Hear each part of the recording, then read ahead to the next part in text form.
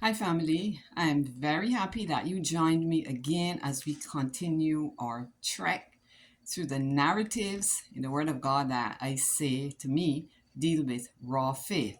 So, did you like that Shunammite story? I just love that story, man. So, this one now I'm going to call the jar story, and it's actually found in the same book, Second Kings, chapter 4. All right, so for this story now, please read it because it's just the bare details of it. This lady's husband had died and he left the family in debt.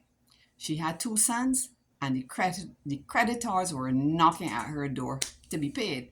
And if she could not pay them, her two sons would be taken and they would be sold. Now, that is what you call a real dire situation. The thing about raw faith is that raw faith has to emerge in situations where something is impossible, or where maybe something will turn out to be just disastrous. So this lady, it was not a life and death kind of thing, but it was certainly would have been a horrible situation for her two sons to be taken from her and sold as slaves. So what did she do? Again, she went to the prophet.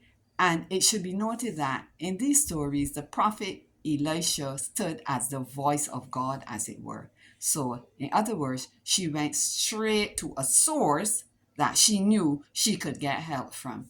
And she was given a rather strange instruction. She was told that the prophet asked her, "What have you got in your home?" And she said, "Well, I've got one jar of oil." He told her, strange instruction now, to go and borrow as many jars as she possibly could from her neighbors.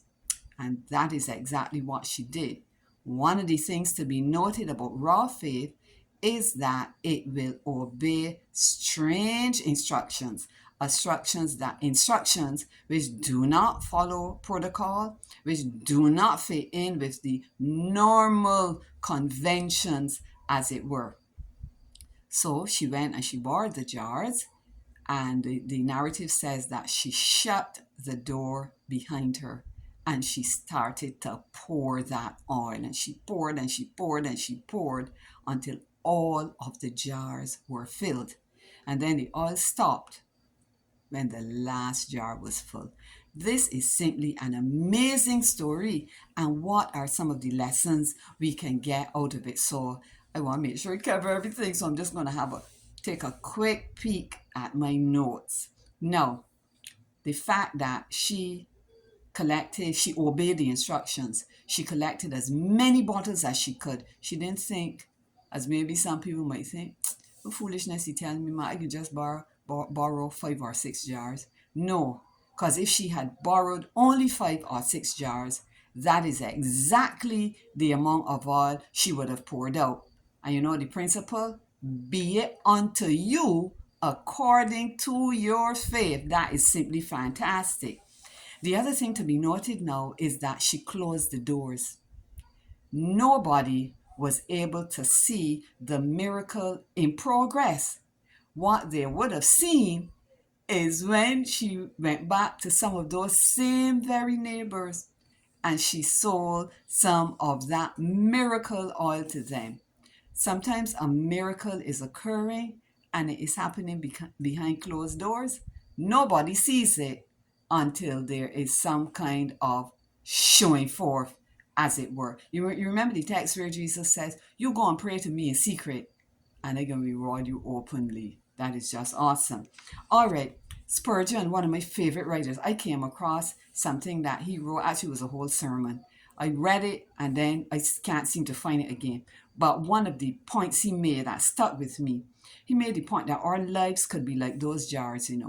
As we trust God and do what he tells us to do, we will be replenished, sustained, and all of our needs will be bountifully met until our very last jar.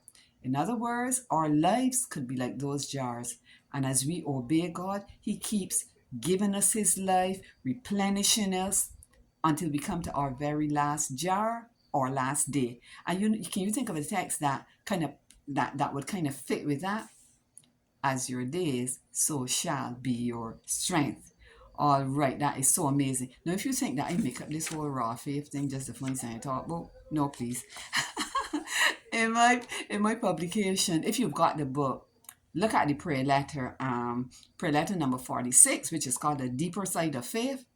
And raw faith is really a deeper level of faith. As we said before, you can have a kind of everyday faith, which we all need. It'll get you back your phone, it'll get you to find the keys, you get help, etc. But it doesn't necessarily involve a disaster, a potential disaster of your life. So let me quote here from the publication and this quotation comes from Streams in the Desert. The writer says, and I love this, they were to be alone with God. This is the woman and her sons, for they were not dealing with the laws of nature, nor human government, nor the church, nor the priesthood, not even the great prophet of God. But they must needs be isolated from all creatures, from all linear circumstance, from all props of human reason, and flung off, as it were, into the vast intercellular space, hanging on God alone, in touch with the fountain of miracles. And there are times when our faith will bring us to just that. We are flung off with God alone. I love these stories. Please stay with me. Please stay with me. I think that we are going to have a great time. But listen, even if you ain't having a great time, I know you're going to have one, because actually I am really learning and some things are being reinforced for me. So until the next time, and you're going to come back, right? I am going to